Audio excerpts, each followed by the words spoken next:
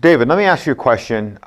Sometimes some of us, a new Christian, and I only mean new in the sense of new, wanting to reach out to non-Christians, in this case Muslims.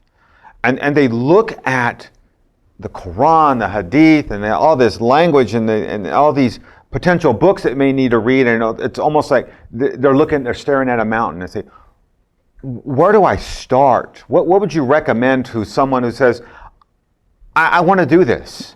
I want to reach out to them. What would you recommend? How should they start doing this? Well, two things at the beginning. One, some studying is helpful, but two, don't think that you need to do an exhaustive study of Islam in order to get started. In order to get started, it would be good to do some reading, and a good book would be something like Seeking Allah, Finding Jesus by Nabil Qureshi. Gives you a good introduction to Islamic thinking and some apologetics dealing with Islam. And in addition to that, probably a book called Answering Islam by Norm Geisler and Abdul Salib.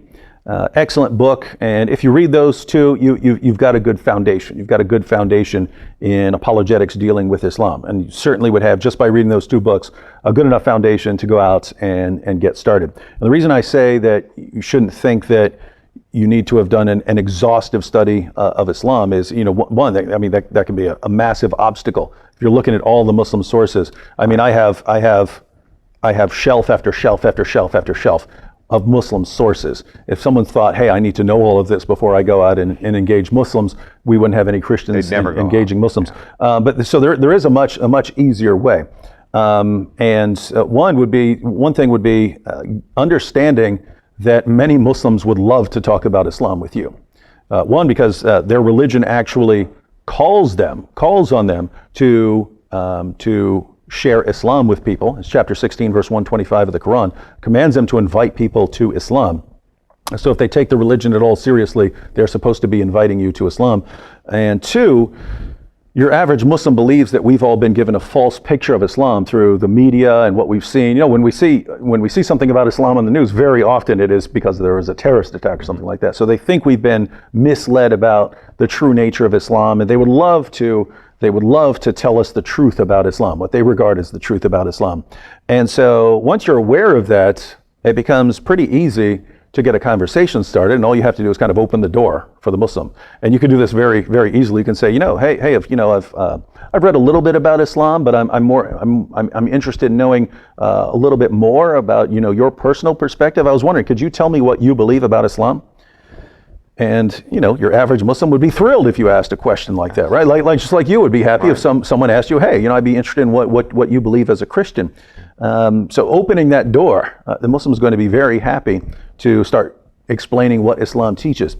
And from there, I would start asking what we might call what questions. What do you believe about, you can start in general, what do you believe as a Muslim? But then you can get specific, what do you believe about the Quran? What do you believe about God? What do you believe about Muhammad? What do you believe about Jesus? What do you believe about the Bible? What do you believe about the Apostle Paul? You can ask these kinds of what questions, and the Muslim's going to start explaining all of his beliefs or her beliefs. And eventually I would try to transition to some why questions. So not just what do you believe about the Quran, but why do you believe what you just told me you believe about the Quran?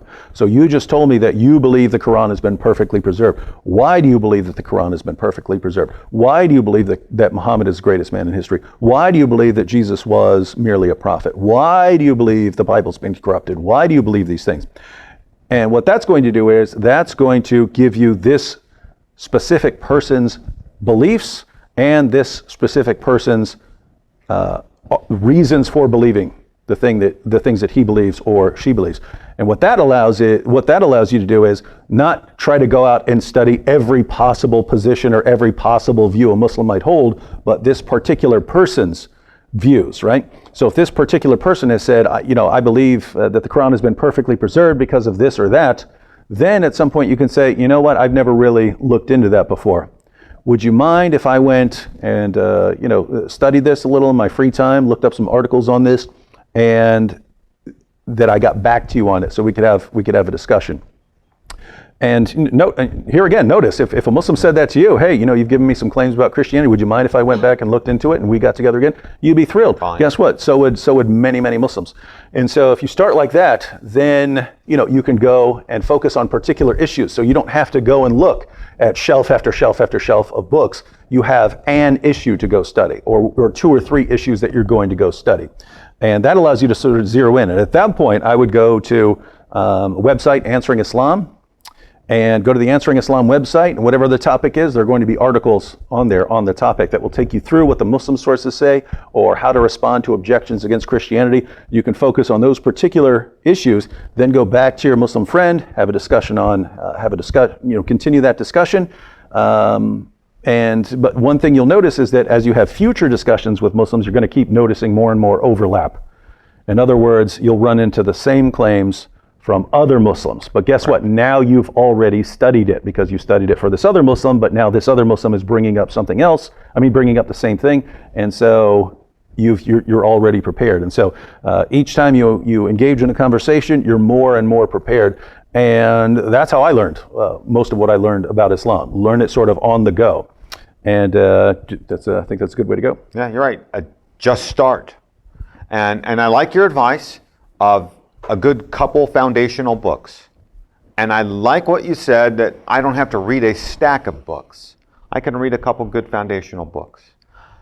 I had to be conversant with my holy scriptures so that I know enough to present the real Jesus to my Muslim friends. And that's it. It's really that simple. And I think that a lot of Christians do. They look at it like it's an insurmountable mountain that they have to scale, when it's really not. You can start with a couple sources, exactly like you said. I've read the Nabeel Qureshi book. It's a great book. It is exactly like you said. It's going to introduce our Christian brothers and sisters to some of the very basic arguments that they're going to find over and over in Islam. So thank you very much for answering that.